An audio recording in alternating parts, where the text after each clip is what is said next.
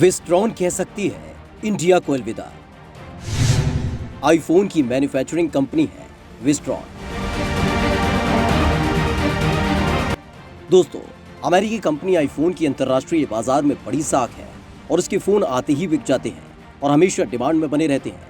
लेकिन इस बार अपने फोन के लिए नहीं बल्कि एक घटना को लेकर आईफोन चर्चा में है। दरअसल आईफोन की मैन्युफैक्चरिंग का काम ताइवानी कंपनी विस्ट्रॉन करती है, जिसने मोदी सरकार की नीतियों से प्रभावित होते हुए 4 साल पहले कर्नाटक के कोलार में आईफोन की मैन्युफैक्चरिंग कंपनी खोली, जिसने स्थानीय लोगों को 10,000 से ज्यादा का रोजगार दिया। लेकिन 14 दिसंबर को इसी कंपनी में काम करने वाले कर्मचारियों में कम सैलरी और ज्यादा काम कराने का मुद्दा उठाते हुए जमकर तोड़फोड़ की और आगजनी हुई। इस घटना में विस्ट्रॉन कंपनी का करीब $60 मिलियन यानी करीब 437 करोड़ रुपए का नुकसान हो चुका है, जिसके बाद ताइवानी कंपनी विस्ट्रॉन ने आंतरिक जांच के आदेश दिए हैं, साथ ही देश छोड़ने के संकेत भी दिए हैं, जो देश में बढ़ते विदेशी निवेश की दिशा में एक करारा झटका है। क्योंकि लगातार मोदी सरकार देश में विस्ट्रॉन कंपनी के जरिए आईफोन की मैन्युफैक्चरिंग को मेक इन इंडिया के तौर पर देख रही है।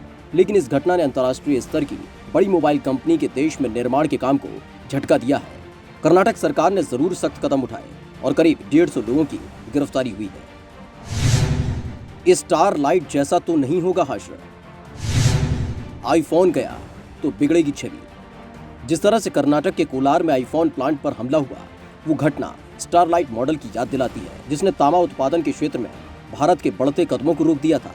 तमिलनाडु में स्टारलाइट के तांबे के प्लांट को पर्यावरण संगठनों और कथित आंदोलनकारियों के दबाव में बंद करा दिया गया था, जिसकी वजह से भारत तांबे के निर्यात से आयातक बन गया था। क्योंकि स्टारलाइट के अकेले के उत्पादन से भारत विश्व में तांबे का दूसरा सबसे बड़ा एक्सपोर्टर बन गया था। लेकिन उस घटना ने भारत को झटका दिया, तो वहीं पाकिस्तान भारत को पछाड़ते हुए विश्व के सबसे बड़े तांबा निर्यातकों में शामिल हो गया था।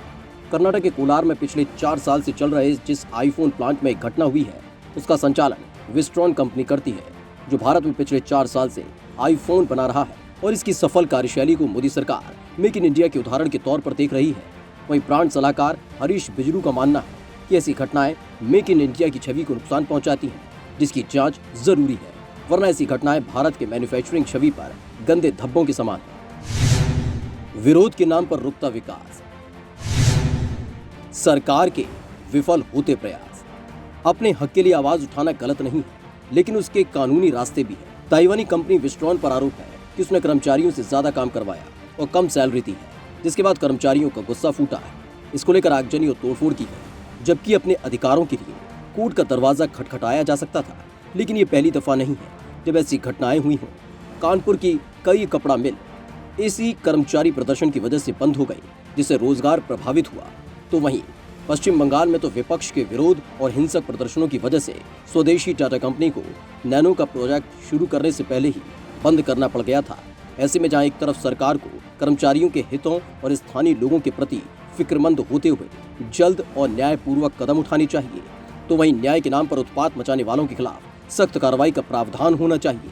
क्योंकि जरूर इस तरह की घटना तारीखों में दर्ज हो जाती है, लेकिन इन्हीं तारीखों और घटनाओं के आधार पर निवेशक अपने निवेश का फैसला करता है, जिससे अर्थव्यवस्था के साथ साथ रोजगार भी प्रभावित होता है।